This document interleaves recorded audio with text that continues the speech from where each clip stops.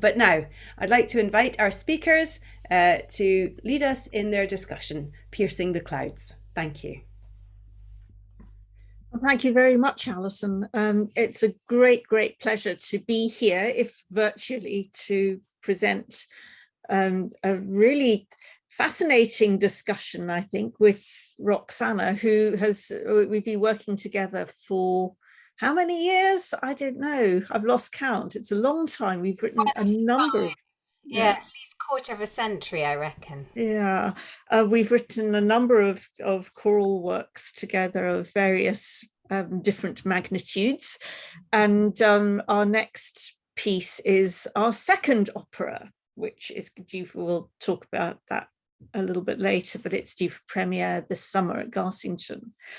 Roxanna is one of those people and one of those composers who has so much sensitivity that I always think it's as if she has a kind of sixth sense about how to convey the most extraordinary shades of emotion in music. It sort of reminds me a little bit of the way Mendelssohn used to say that he thought music was more precise than words because you could nail exactly emotions in music that there were no words for. So I think, if I can compare Rox to Mendelssohn, I think that's quite a good place to start, really. Above all, I wanted to begin by, we have this rather fantastic title, Piercing the Clouds, and I would like to ask you, Rox, if you can just put us in the picture where that quote came from. Yes, it's from the wonderful late Cardinal Basil Hume. When I was it was the world premiere of my Westminster Mass, which was commissioned for on the occasion of his 75th birthday for Westminster Cathedral Choir.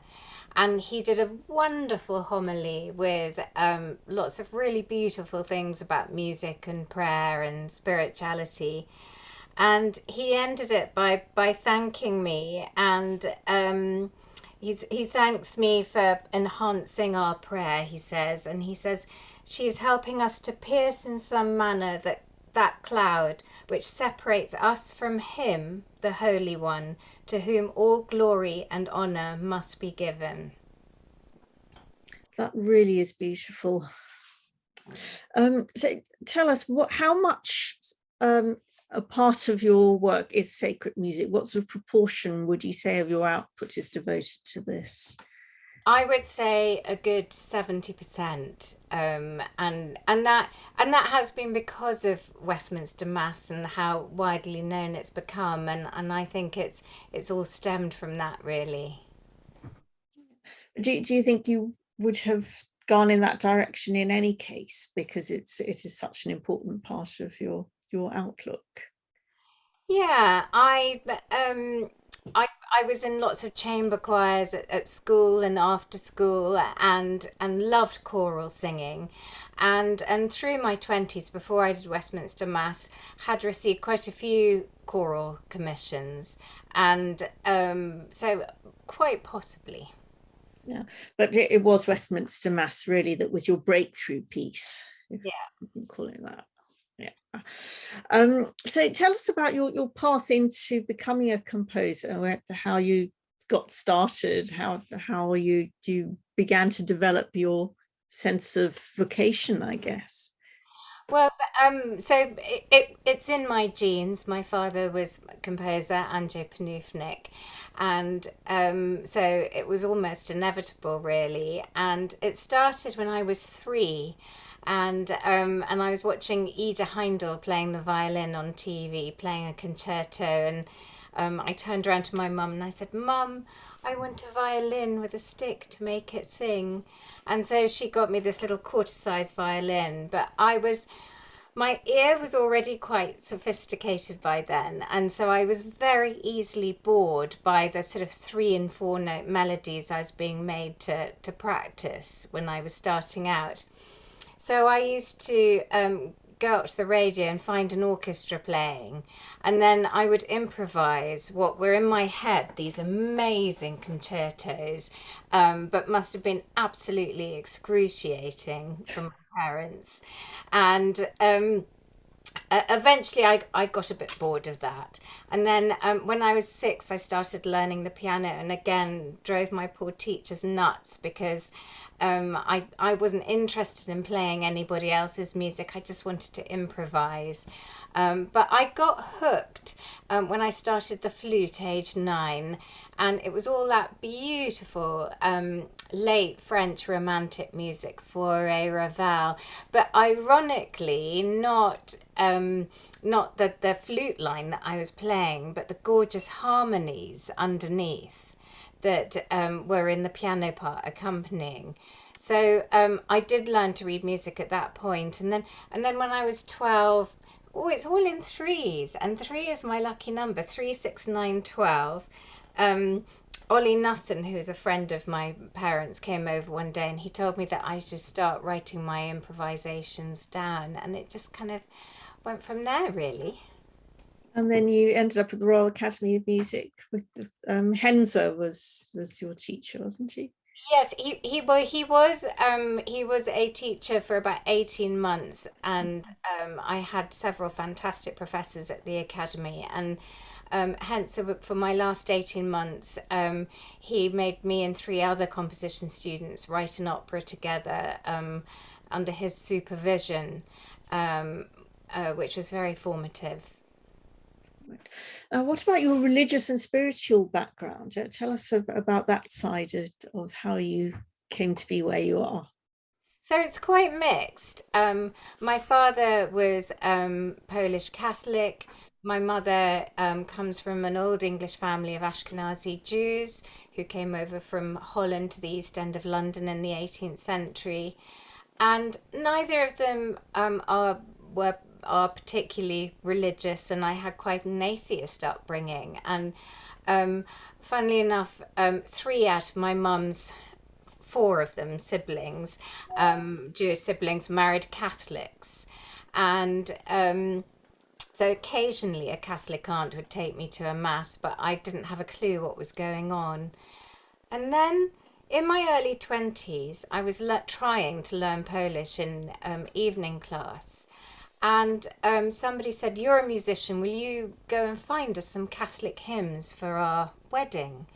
So I went to mass for the first time in many years and didn't have a clue what was going on, and didn't find any hymns either, but came out feeling fantastic. I mean, I can't tell you what or why. I just felt everything was right and good in the world. So I continued going, and then suddenly got a very strong voice in my head saying that God was there. He's here. He's here. And it's funny because at that time I wasn't really looking for anything. I didn't have, there wasn't no troubles or strife in my life, and I wasn't looking for a religion or a faith. But a couple of months after this all started, the bottom fell out of my world when I discovered that my father was terminally ill. And it was amazing because although still I was going to mass every week and not really understand what was going on, I always came out feeling that I could cope. And it was almost like it'd been put there like a sort of safety net for me. And so that's where it sort of, I became a Catholic, and then lots of things just sort of fell neatly into place, and that's been, the rock of my life since. Yeah.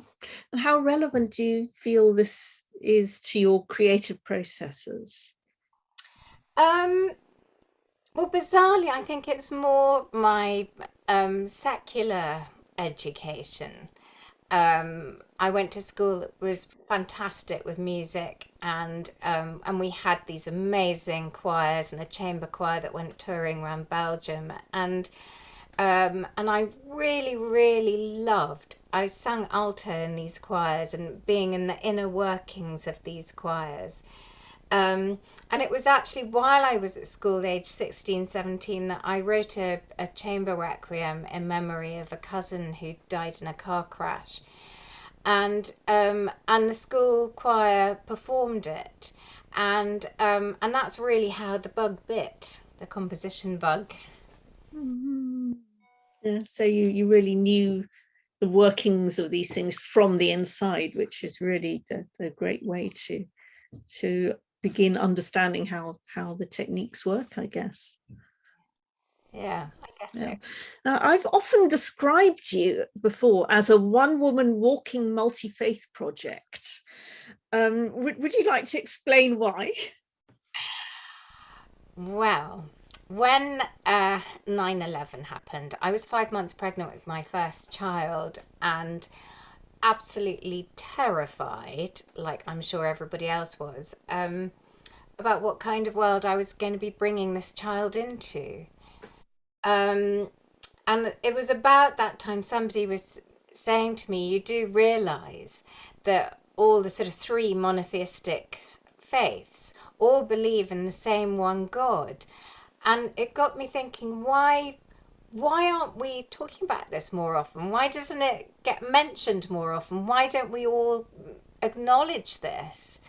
And I had a commission for a violin concerto for Daniel Hope at the time, and I decided that I would write the music about this the story of Abraham being asked to sacrifice his son by God as a test of his faith, which appears in all three of these faiths, in Christianity, Judaism, and Islam, and set about researching the chant and musical elements within these faiths and finding a way of bringing them together into the story.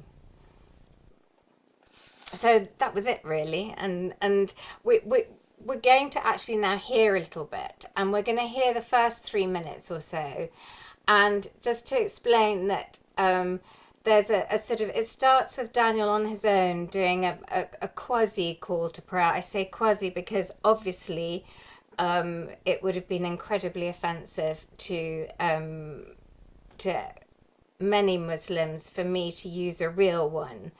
And I consulted the late great Zaki Badawi, who was at that time considered the sort of leader of Sunni Muslims in the UK, and also a Shia cleric, who suggested that I listen to lots of lots of call to prayers, and I listened to lots of Turkish and Pakistani ones, and to find some of the common elements and then to make up my own. So you'll hear that. And as it develops, you'll hear Christian church bells coming over in the bells and in the harps.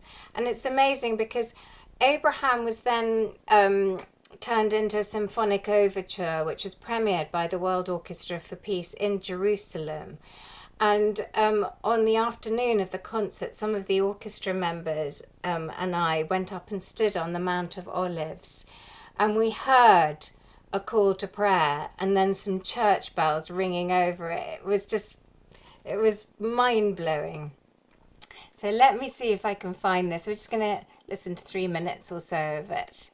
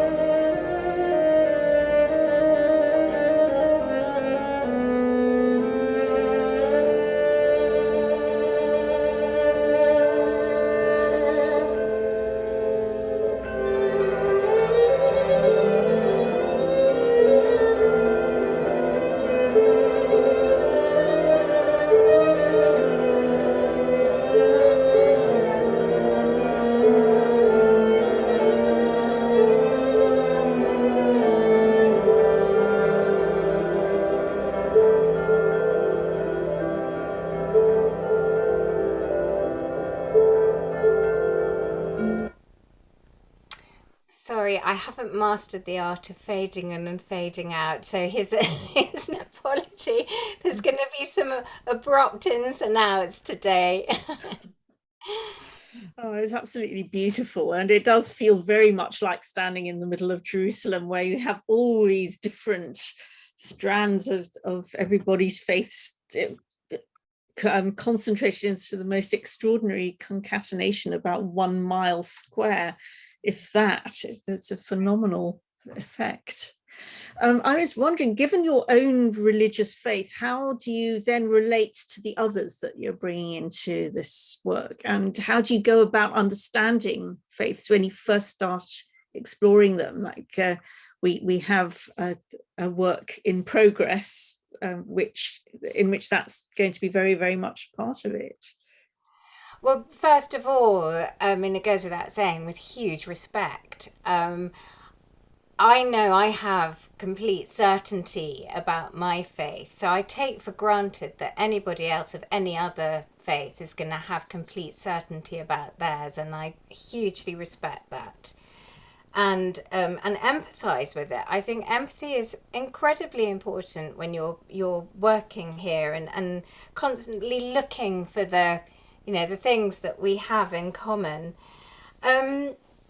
I always consult authoritative practitioners, whether they are rabbis or cantors or imams or presenters. I'm always consulting in huge depth, not only on the elements concerned, the musical or chant elements concerned, but obviously to check and double check that nothing I could possibly do would upset anybody or be insensitive. What sort of response do you tend to find that you get? Always positive. People are saying that, look, there's nobody doing this. Why aren't people doing more interfaith stuff and reaching out to each other and just still, and this was the same 20 years ago when I started on this path. When you hear about relations between faiths in the news or social media, it's 90% of the time it's negative. And it's all about divisions and people coming to blows with each other in various ways, and nobody's talking in a very public level about things that we have in common, and there is a lot. Absolutely. And I have the impression that they're probably only too happy to have you actually come and explore these faiths and put them out there, rather than worrying about the little nitty-gritty things that might potentially cause problems. And yet getting those right is important too. Absolutely. So, yeah, it's a wonderful balance. Coming through all of this, what would you say your personal understanding is of the sacred and spiritual? Is it possible to kind of put that into words? It's very hard because so much of my experience around faith is about a gut feeling. It's about the very core of me feeling happy, safe, loved, loving. It's emotions, and if I can refer back to that safety net that I felt when I started my faith journey and had that horrendous news about my father. It is my rock. Sorry, I'm not being very eloquent about it, but I find it very hard. I think you probably got the impression that that it is all about emotion and feeling. Yeah. And do you feel that understanding has been extended or somehow enriched through your actual composition and through your process of writing sacred pieces, or indeed any pieces? Yeah, I think there's no doubt that spending months and months and months working with these texts does enhance your understanding of them, and when you're literally trying to divine musical sound and inspiration from them, you become very at home with them. I've set the Mass 4 times now in English, Latin, some Estonian, and some Polish, and hopefully soon Spanish. We'll see. But but you know, the connection with those words now, when I'm saying them every week in my local church at Mass, is they're almost like a best friend standing next to you, really. That's really beautiful comparison. And so that's what it means to you. What about your audiences? What audiences do they come and tell you what these pieces mean to them? What do they say about the significance of the spiritual in your music for the receiving end? And do you get things that surprise you, perhaps? They do. They do come and tell me that they've been moved, or I mean, it's a bit different when you've got a piece being performed in a liturgical context within a religious service. If you're not going up to sort of take a bow at the end, people may not necessarily know that's you or who you or what you look like. Really interesting comment that has stuck with me from Westminster Mass premiere, actually. Somebody in the orchestra was milling about with the audience afterwards, or sorry, rather I should say the congregation afterwards, and and somebody said, you can really tell a woman wrote that, and I'll never know what they meant by that. And the person who's telling me about this said that it wasn't said in any way that could be construed in a negative way at all. So I kind of like to think that it's because of the incredibly overt emotionality in my music, and that I'm not afraid to wear my heart on my sleeve. That's what I'm taking from it anyway. Mm-hmm. It's one of the more positive things, I would think. But it's not only people who actually have a religious background of their own who respond strongly to your sacred music. And why do you think it is that people who actually don't have a faith of their own also can take so much from these pieces? I think, unarguably, some of the most beautiful music in the world has been written for sacred use or setting sacred texts. And there's no escaping from that. And I think also a lot of religious music is calm and meditative. And I think we all really need that, and as an antidote to our crazy, hectic, super busy lives and the completely mad world we seem to be living in at the moment. Yeah, absolutely. You have had some fairly extreme reactions to Westminster Mass over the years. So can you tell us about that, and how do you account for it? Well, I hold fast to Cardinal Basil Hume's comment, but I'll never forget the one that really stuck was a review of the recording in BBC Music magazine, and it sneered that I had lascivious harmonies. And it was made even worse by they put a big picture of me on that review page, and it just said underneath it, Roxanna Panufnik, lascivious. They wouldn't get away with that now. They really wouldn't, but 20 years ago, I mean, I also found it quite funny, but it just is extraordinary. It's just so subjective, isn't it? Absolutely. I think we're going to hear an extract of it. We are. Of the Sanctus. Yeah, we're going to hear the Sanctus from Westminster Mass, and I'd love to know what everybody thinks about whether it's piercing the cloud or lascivious. It'd be really good to know. So let's find that extract for us. Here we go.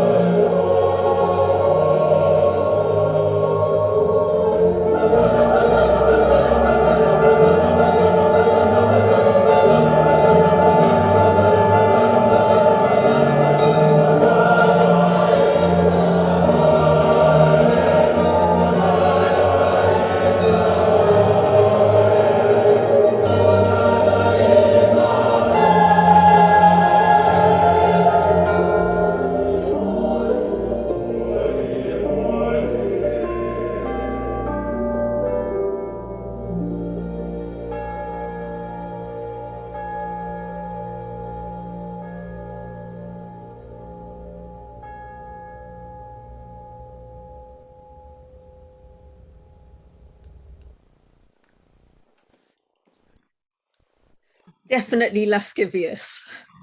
Is that how you pronounce it? Have I been pronouncing it wrong all this time? Actually, I'm not sure. I'm going to check that I'm so sorry. later. I'm so sorry. Lascivious. Well, Okay. it may actually be lascivious.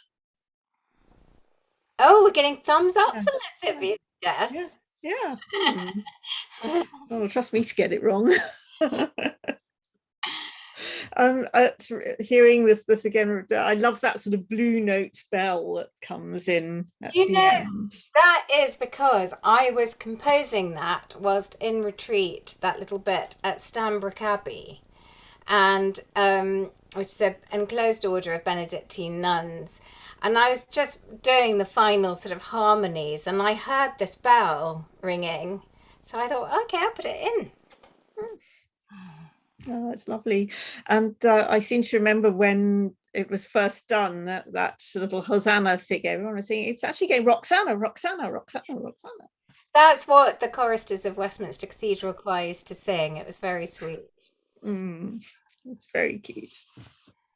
So one thing it slightly reminds me of is the way that Bach brings dance rhythms into his sacred music, and he doesn't really draw a distinction ever between the way he writes for, or wrote centuries ago, for sacred works and secular ones. And I wonder if you approach the two things in a different way at all.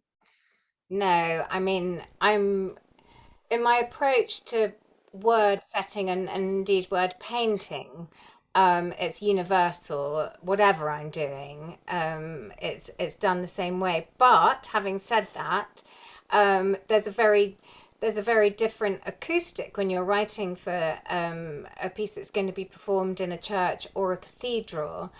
So you've got that wonderful reverberant echo, and you can really make the most of those sort of making overlapping harmonies and things. And there are restrictions, like for instance, I remember when I was writing the Agnus Dei for Westminster Mass, James O'Donnell, who was the master of music there, saying it can't be more than 3 minutes because the priest is holding his hands up and he'll get tired. And also I've learned over the years that a lot of the professional men in the choir, like the lay vicars, using the tenors and basses, they often only get to see this new piece when they come into song school to rehearse that afternoon. So I'm just try and make it as straightforward as I can bear to. Right, yeah, that makes a lot of sense. It's interesting that spirituality actually has become such a driving force in so much contemporary music now. There's the slightly pejorative term that got attached to a whole movement, as these things do. It's become called holy minimalism. So composers like John Tavener, Arvo Pärt, Philip Glass himself is part of this, really. And yet we seem to live conversely in such a secular society, and yet there's this hunger for spiritual music. What do you think is going on there? I don't think I can really comment internationally, but here, such a large proportion of the professional music making in this country are our church and cathedral choirs, who are, I think, unrivaled by anywhere else in the world. They're really astounding. And, where else can you go to a performance at the topmost professional level of the most beautiful music for absolutely free? And then, any of our wonderful cathedrals or churches or university colleges, it really is astounding. And I think that's certainly why that's the case here. And I think, again, when I go back to what I said about how the nature of the music tends to be soothing, and we need to be soothed. We do. And how do you view those other composers in the spiritual music movement? People like Tavener and Pärt. I know you met both of them. Oh, they're my heroes. They really are my heroes. And John Tavener I met in 1999, I had to do a BBC Music Magazine cover shoot with him. And I spent the entire drive down to his Wiltshire home really, really nervous and failing to think of anything intelligent or clever that I could ask him about his music. And I was so worried about it. And I got there. And he was adorable, and we had the most hilarious time. And he reminded me very much of my father. This was about 8 years after my father died. Both of them incredibly spiritually deep and profound and brilliant people, but also with a really wicked sense of humour. So it was really lovely getting to know him. And Arvo Pärt in 2011, at the world premiere of my Dance of Life Tallinn Mass in Estonia, I found myself sitting next to Arvo Pärt, and I didn't know whether to be really excited or really terrified. And he was really kind and so sweet, and he could see that I was really nervous, and he held my hand when the orchestra started up, and it was really sweet. I think they're wonderful. I love their music. I absolutely love it, and I think we owe them huge gratitude for setting such a precedent in sacred music. I think, both of them were formative in the rise of popularity in this particular genre. So anyway, but the next, I'm going to now play a piece that's by John Tavener and me. And it's called 99 Words to My Darling Children. And he wrote this, I think, when he was very ill, and it's a mantra about how he wants his children to live their lives, and it was read at his memorial service beautifully by his daughter Theodora, and I was very happy to be allowed by his widow Mariana to set it to music. And we've got a recording here, and it's Simon Russell Beale is playing John Tavener, and we're just going to listen to the first 3 minutes or so, and it's with cello and choir. Let me just find that here.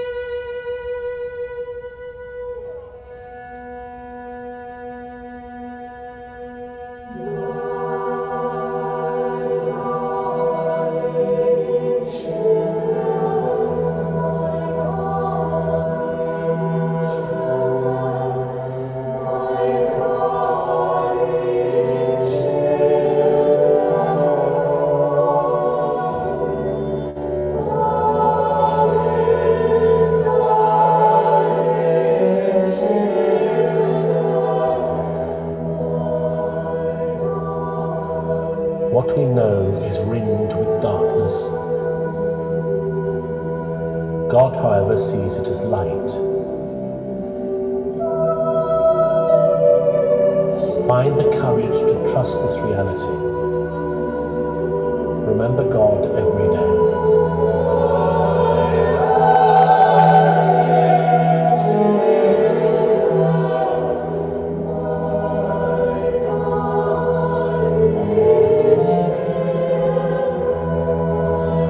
Strive to embrace all creations. If we are with God when all is well, He will be with us when life wounds. Seek what exalts you, and live at tout risque.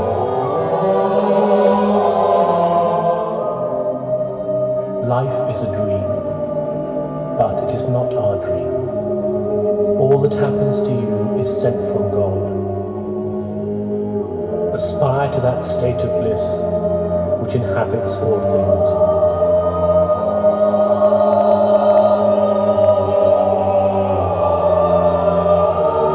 For God is a beautiful being, and he loves beauty.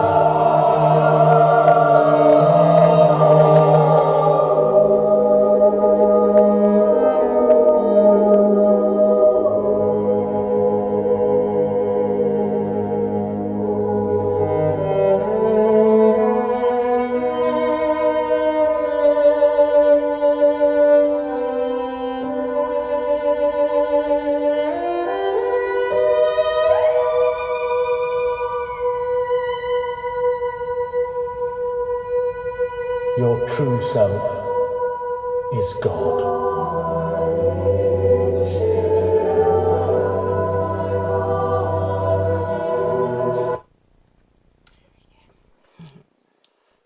It's absolutely beautiful. I love the combination of Simon Russell Beale's voice and this astonishing surrounding of music. It's a very, very special effect. Yeah, thank you. While we were listening to that, I was thinking a bit about something that Daniel Barenboim once said in an interview that I did with him. He said that you can't describe music any more than you can describe God. And music is rather like God because of that. And you can't describe it directly. You can only describe the effect of it. And I was wondering if this is perhaps the closest we can get, where the faith-filled music can make something so intangible into something that, even if it's not tangible, is at least hearable and therefore kind of realized through that sense, even if it can't be through any other. Well, I think you've put your finger on the relationship between music and faith, because you can't see music any better than you can see faith. And each are a completely subjective experience. You know, what music moves you might not move me, or it's so subjective. And I don't think it's just music though. And I think equally art, visual art, especially the Renaissance art of people like Michelangelo and Da Vinci, they do actually make faith a bit more tangible, because you're seeing it, and you really do feel in the glory of the colors they use and what they create. You do feel that you do have a religious I have a religious experience seeing them. But I also love the 20th century painter Stanley Spencer, who used to merge his religious belief with very sort of mundane day-to-day situations. And I love his Christ preaching at Cookham Regatta. And they're really, they almost have the same effect, but through an opposite way, by making faith something very real and true and down to earth as well, if you see what I mean. Yeah.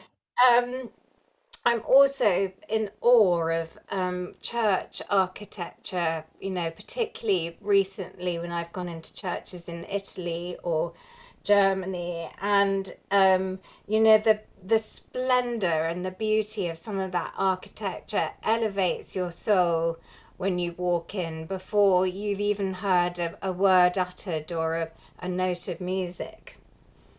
Yeah, and some of our own cathedrals can do that for you as well. I love going and just wandering into something like Salisbury Cathedral. You think, how is this possible that something so glorious and so ancient can still be with us, and how can we ever build the equivalent now? It's very, Very amazing experience. It is. So look, which are your own favourite pieces? Do you have favourites among your own works? And is there an overlap with the ones that are most popular with the public? It's always whatever I've written the most recently, and quite often actually, if I have a special affection for the piece, it's not necessarily the music itself that I've written. It's the experience of the people that I worked with, to the collaboration I had to produce that piece. I mean, particularly for us, the whole collaboration working with our amazing production team at Garsington on Silver Birch, that was extraordinary. Wasn't it? And it just it's experience rather than the notes themselves. I'm always surprised at the pieces that seem to be most popular. Another piece for choir and cello called All Shall Be Well, has had over 200,000 streams on Spotify.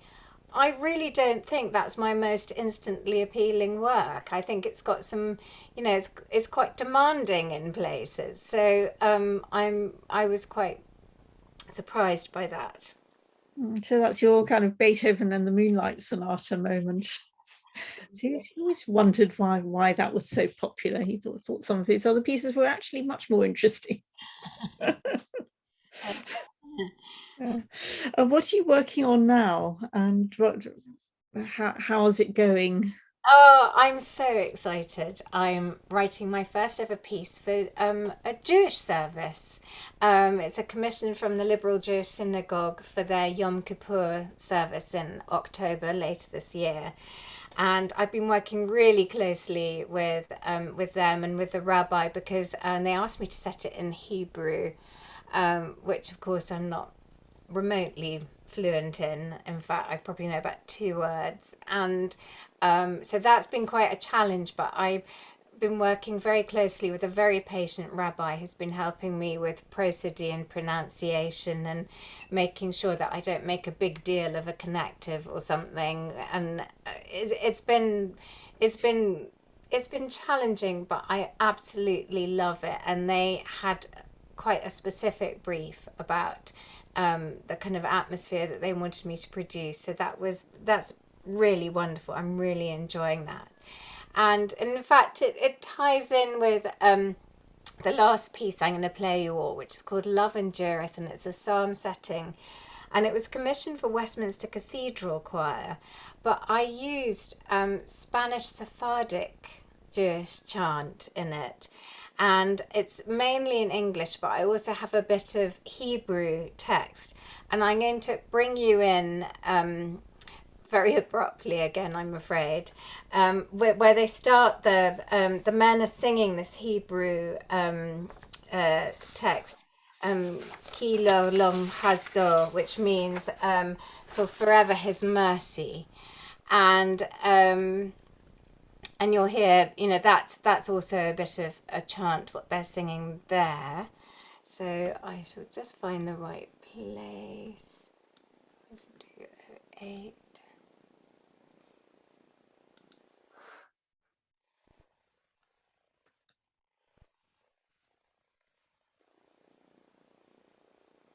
Okay.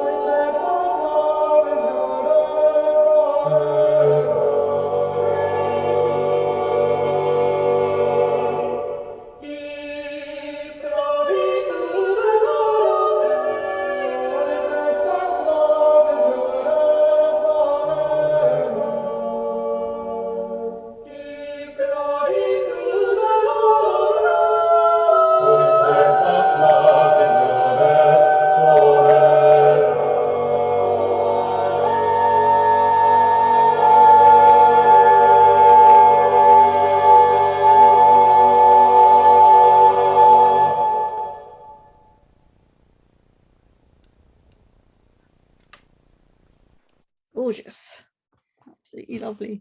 So let's finish by just talking about a little bit about the big new work for this year, which is our new opera, Dahlia, for Garsington. It's not so much faith related as exploring different cultures in the way that you have also explored different faiths, and the way that they interact and occasionally clash and then find ways to coexist. I have the impression that your spiritual outlook has fed your work on this piece very much, and I wondered if you could elucidate at all on that. Well, it's quite hard to do because it is so subjective, and I think I'm going to have to ask you, has it? Well, I think that that your faith kind of enhances your sensitivity to these cross-cultural issues, and that having worked on these multi-faith projects really feeds the way you have so attentively explored our young heroine Dahlia's background. She's a child refugee from Syria trying to find her feet in Britain. And also she's a very strong, very determined character, and you can hear that in the music that you've written for her. So I wonder if perhaps your faith enhances your capacity for empathy for this young girl's inner spirit, her absolute determination and courage in the face of anything, from the devastating loss of her family to the sort of petty stuff that she has to deal with settling in from day to day. And it just occurs to me that perhaps that determination and that inner strength is perhaps what faith gives us. What do you think? Well, I mean, the whole message of the piece is it's about having faith, and that's all she does have. That's all she has left. She has nothing else. She has to have faith that one day she'll be reunited with her mother, and that everything's going to be okay. Because without that faith, whether religious or secular, what else is there? Exactly. And on that note, I think we should open up the floor to questions. I'm not sure how we're going to do this, Alison. Yes. Well, first of all, we must say thank you to the two of you for your excellent exploration of this theme. So it's always hard on Zoom, but thank you. I'm sure we're all inwardly clapping if we're not able to clap properly, and we can use our little icon. There are two ways that you could ask a question if you would like. You could either put your question into the chat box, and we can read it. I can read it out. Or if you put your hand up in Zoom style, I'll go to you and ask you to unmute and then ask your question. Who would like to ask a question first?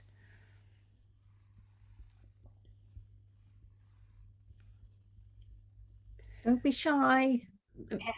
Maybe I could ask one just to get the ball rolling. I suppose, do you think there's something universal about spirituality or about spiritual reality that music touches particularly well? Is it touching something universal, or can music be more specifically aimed at different expressions of the spiritual? Do you think? I suppose I ask that to both of you, but perhaps particularly to Roxanna. I think it's all in the ear of the listener, rather like beauty being in the eye of the beholder. I think, again, that's incredibly subjective. And that's my thought. What do you think, Jess?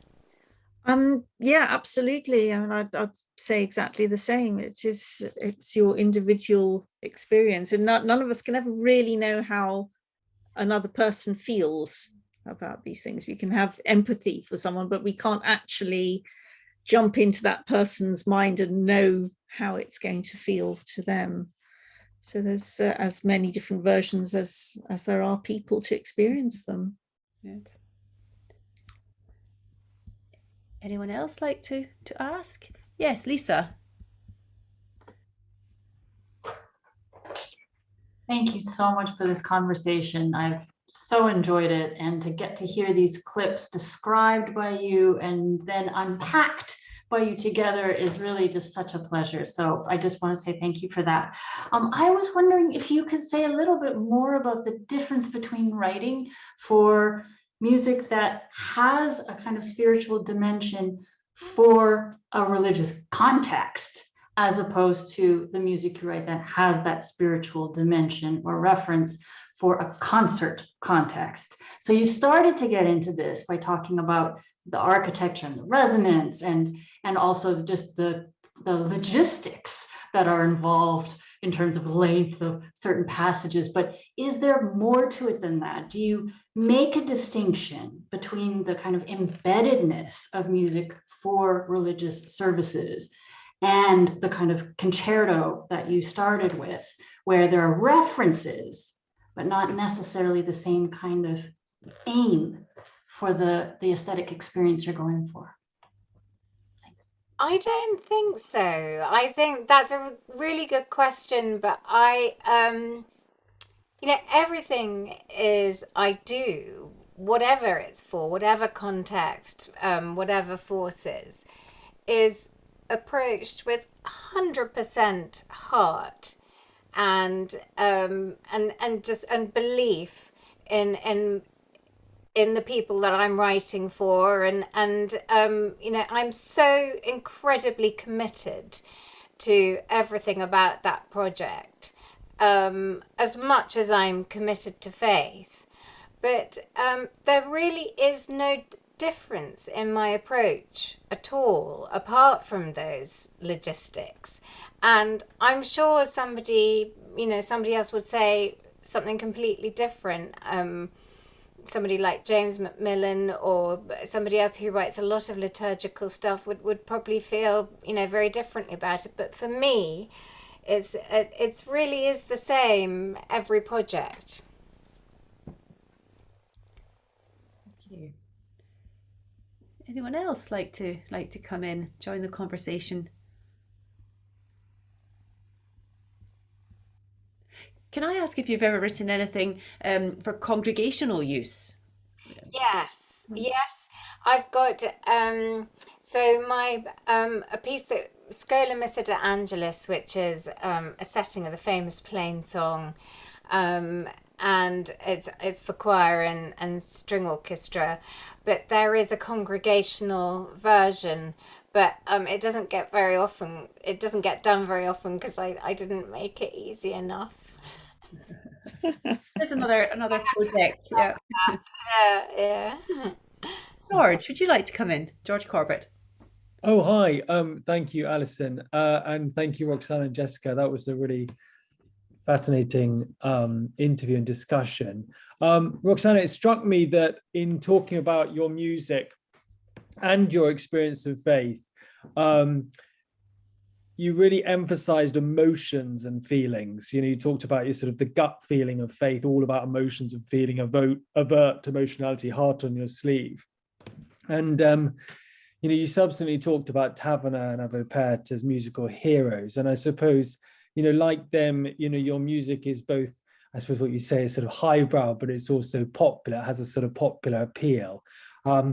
And I'd be interested to hear a little bit more about what you currently think about some of those teachers you referenced from the Royal Academy and the kind of context out of which you're writing. If I can quote back to you something you wrote about 20 years ago in 2003, where you said that I left music college swearing never to write another note again, because I wasn't getting good marks. It was during the mid-1980s when esoteric and cerebral avant-garde music was still considered the right kind of music to be writing. I felt very false, and that I wasn't being true to myself in writing that kind of music. So I'm just really interested that, you also talked about with the Westminster Mass, someone from the congregation saying, this could only have been written by a woman. The emphasis on the emotions and on feeling, and then on spirituality, that's clearly evident in your music. But just, how do you now perceive that previous context? What do you think about, because it was, you know, the sort of post-war period with, you know, with Berio in Italy, or, you know, Boulez in France, and even Hence Your Teacher, you know, it's very cerebral, you might say very male, very academic, very formalist, not to do with the emotions. Could you talk a little bit more about that context, and maybe even, you know, what you think now about that music? Is that music going to be remembered in 100 years' time?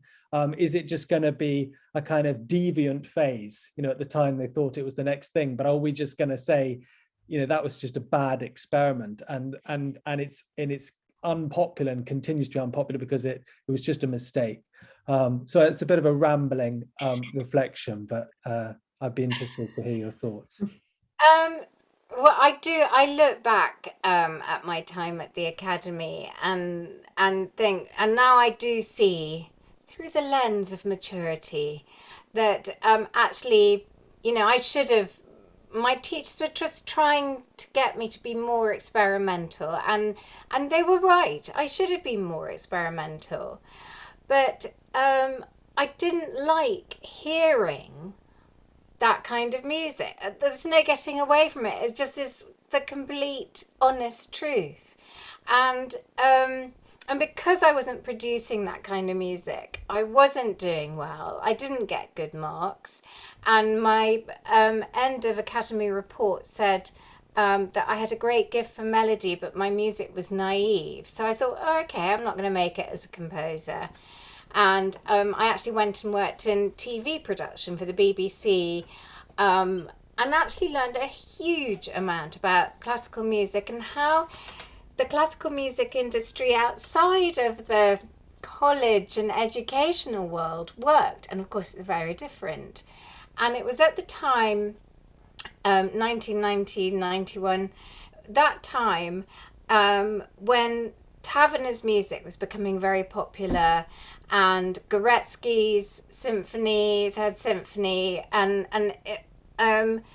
suddenly these were being played on the radio on the time, and I thought, okay, well, maybe it is all right to write tunes, and performers who had been instrumentalists who had been at the academy were still asking me to write pieces for them. So that's how I sort of drifted back into it. I think there's so much to be learnt from music of the sort of 60s, 70s, 80s.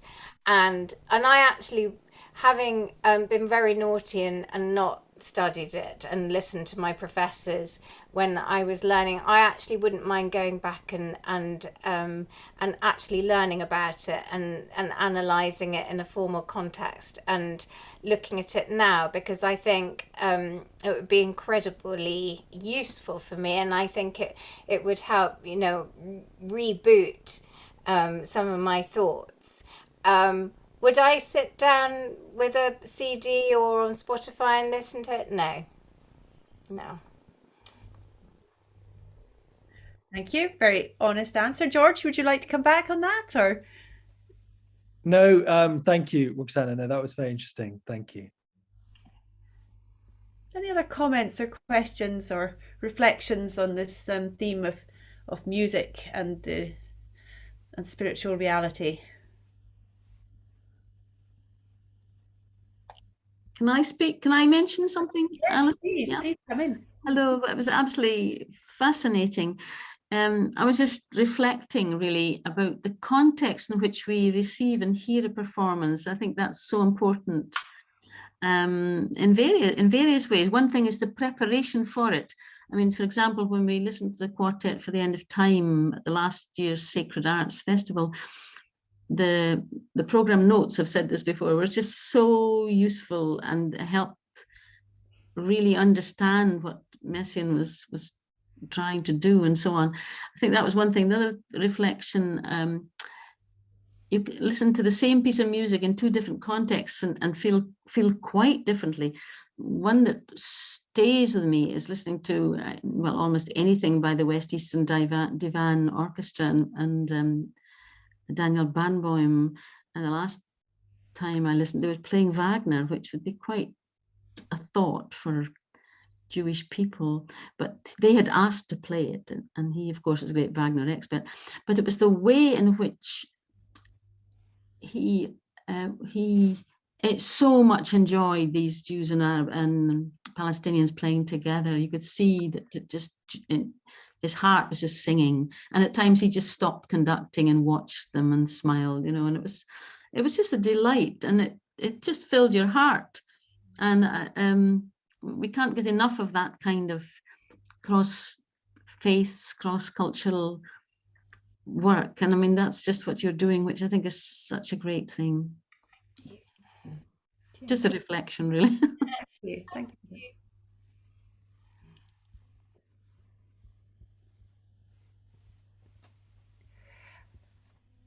If anyone else would like Can I say something? Hi. Yes. Hello, it's Jolyon here. Jolyon. Hello, Jolyon. Thank you so much. I missed the very beginning, so apologies if you answered this in the conversation early on, but I'm really interested by your Songs of Darkness and Songs of Light, and the work there in relating to the poetry and obviously the memorialization of the First World War. And I'm just wondering, how far would you see that piece and other pieces that you've done contribute or speak into the situation that we're facing at the moment on the news? And following on from that, how far do you ever think your music can contribute to building peace?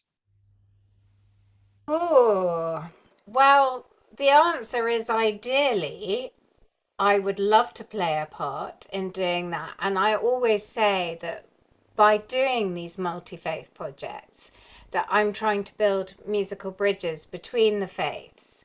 And that would be a wonderful thought. I'm not sure, though, that contemporary classical music is able to sort of get out to as many people as would be needed in order to make a difference in the world. And actually what I'd love to do is I'd love to people to be listening to it and thinking, oh, what could I do that builds bridges between faiths? Could it be something at the school gates and an interfaith cake bake, or a multi-faith fashion show, or I'd love people to think that they could be doing this too, and hope that they will. Thank you.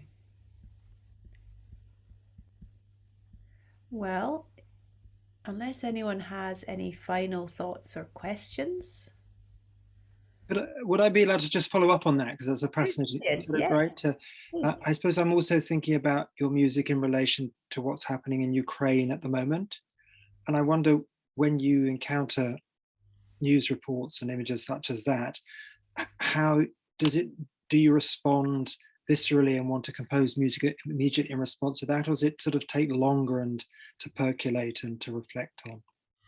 We did. I don't know if you were there when we were talking about my violin concerto Abraham, and how I was 5 months pregnant with my first child when 9/11 happened, and immediately that fear about what kind of a world I was bringing my child into, and then somebody saying to me, you do realize that Christians, Jews and Muslims all believe in the same one God, and I was just about to start this violin concerto, and I asked Daniel Hope, for whom it was commissioned, if I could find a way of expressing that sentiment in what I was doing, because I felt that was such a vital message to be getting out right now, and I was very lucky that he said yes. So and I'm sure I mean, it's just too hideous to comprehend what's happening to the people of Ukraine at the moment, and I think we all feel a sense of helplessness, really. I mean, what can we do? But I hope there will be a chance one day to heal with music. They are already, I've seen clips in the news of people having, while they've been sheltering from bombs, having sing-alongs to kind of try and keep their morale up. music is always the answer in those kind of situations. Thank you. Good. George, would you like to come back? Sorry, I did that by mistake. Oh.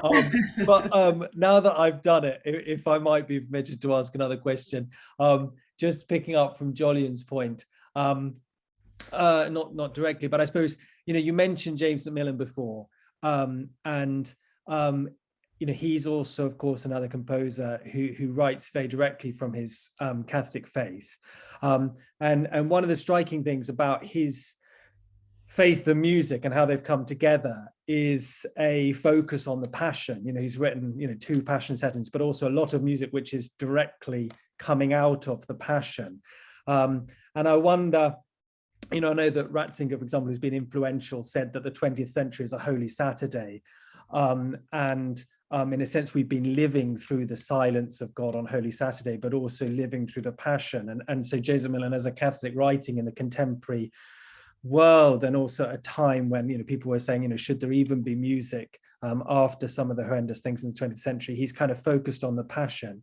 And it just struck me in listening to you that the question would be, is there a part of the Christian story that you focus on? I mean, I heard you sort of talk about the Mass being very central to your kind of anchor for your own faith, a sort of safety net, and that you've done a number of settings of the Mass. So I just wonder, where do you gravitate towards within the Christian faith in your music? Is it the Mass? Is it somewhere else? Thank you. The answer is whatever I'm asked to do, really. I mean, I'm given, often people approach me with commissions with a very particular text and or occasion or stage of the liturgical calendar in mind. So I'm just, and whatever it is at that particular moment that I'm working on, I'm completely and utterly absorbed, and almost sort of, and it's a bizarre process, it's almost like falling in love with those words and the sentiment that they convey.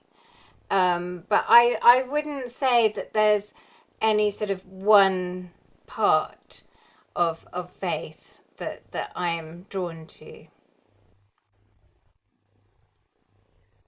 Thank you. I wonder if I could ask Caleb to pop into the chat the Templeton Religion Trust-funded projects website, so that if anyone would like to know more about what we're doing in the project, you would be able to find out more by going to the website, and I know Caleb's going to do that. So if anyone would like to take a note of that and perhaps look it up later, that would be great. I hope Roxanna won't mind if I now give a wee plug for our next public event, which is Malcolm Guite, the poet and priest, is going to speak to us about Christ and the Poetic Imagination. We're hoping that'll be a live lecture in New College on the 3rd of May. So do pop that in your diary. I think we've said 5 p.m. for that. So that's the 3rd of May will be our next event, our next public event. I'd like to thank Dr. Caleb Froelich, the research associate for the project, for all he's done to make this whole event possible. A huge amount of work behind the scenes, so thank you, Caleb. And also to Rory Dunlop for his technical assistance throughout today. Thank you, Rory. And finally, perhaps I can simply say on your behalf, everyone's behalf, thank you to Roxanna and to Jessica for a really fabulous and fascinating discussion about such important themes. And I'm sure we'll all now be wanting to listen to more of your music now that we have this insight into what lies behind them. So thank you again, most sincerely. Thank you. Thank you. Thank you for having us. It's been wonderful. Thank you. Thank you. And we might have had a little wine reception now, but perhaps we could all have a cup of tea or a strong gin and tonic now on our own, and lift a glass to everyone who's joined us. Thank you again.